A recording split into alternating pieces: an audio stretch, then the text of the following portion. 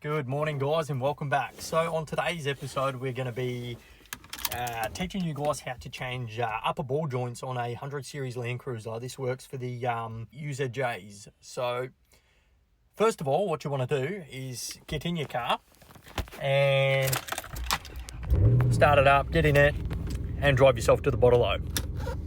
Now, once we're back from the bottle-o, you're going to grab yourself a cold one out, crack that open, put the coldies in the fridge, grab yourself a jack and your tool bag.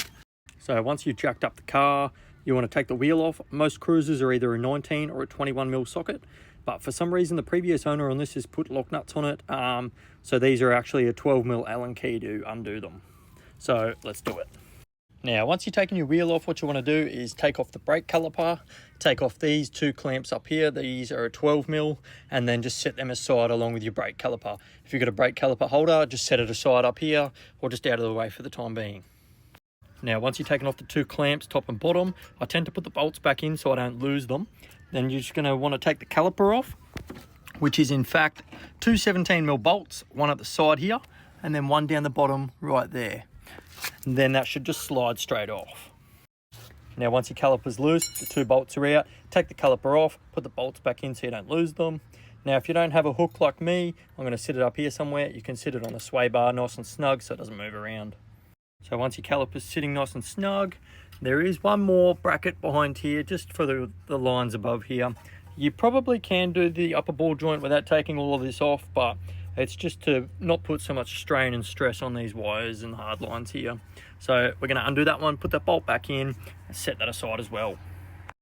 Now it's time to remove the spindle from the upper control arm. What you want to do is take this split pin out here, loosen this bolt off, but don't take it off all the way. Now, once the split pin's loosened and this bolt is loosened, which is also a 19mm, you can either use a socket or a spanner depending how tight it is. Then what you want to do is just keep it about there so when the spindle actually falls off, it doesn't come flying off. You want to get a big hammer and smack the side here or the side here, just so it separates itself from the upper control arm itself. Then when the spindle separates from the control arm, you can take the nut off and just rest this spindle here by itself.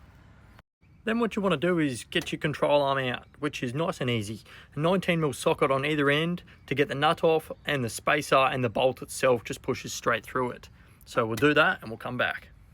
These are the two bolts, the two spacers and the two nuts that come out of the upper control arm. Now what you want to do is just lift the control arm up and out. This side might be a bit of a pain, depending what side you're doing it on. If you're doing both sides, the left side, the passenger side of the car, is really easy. But the driver's side, I tend to find that the garden here smacks on the top of this, so you have to lift the left side of it out and then twist it inwards towards the motor to get it out, just like that. Now, once your control arm is out, I'm not too sure if you guys are using a press or a hammer to do this. I don't have a press, so I'm going to be using a hammer to smack it out.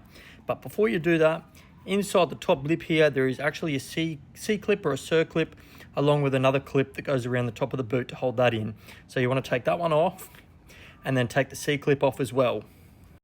Now, once you've got the two clips off, the one up here and the one holding the bush in, that should smack straight out with a hammer. Then once you've done that, that should pop straight out of there like that. Then what you want to do is just feel around the edges here, make sure there's no little cracks or splits or little sharp edges. And then you just want to clean up the outside, clean up the area a little bit. Now, once cleaning up the area, your new ball joint is ready to be pressed in. Now, if you do have a press, I highly recommend to use it. If not, I also highly recommend taking it to a shop to get them pressed in. But since the upper control arms on this are almost ready to be replaced, I'm just going to be heating the outside of this up, getting it really hot and smacking the new ball joint in. Now, once you've got your new ball joint in, you just want to do the same process but backwards. So you're going to put your C-clip in, and then you're going to put the boot on, and then you're going to put the other clip around the boot, and then we'll go from there.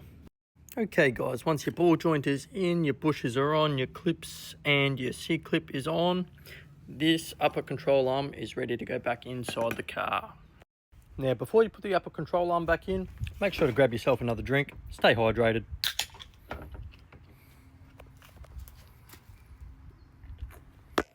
Now, once the upper control arm is back into place, with the bolts, nut and spacer. Don't tighten it all the way up, just so you can get the spindle back on the upper control arm easier. Now once all that's back in place, you can tighten that nut back up. Make sure there's enough room just to get the clip back inside that hole, just so that nut doesn't go anywhere, and then spin it back around. Now once the clip's back in, you can tighten those upper control arm bolts back up. Now guys, that is how you fit an upper ball joint to a 100 series Land Cruiser. I'm going to be doing a few other things here, so if you don't remember how to do it, just go back to the start of the video and just do it in the reverse pattern. Hence putting the brake caliper back on, or the lines back on, and your wheel back on. And that's done for us today, guys. Thanks for watching. Peace out.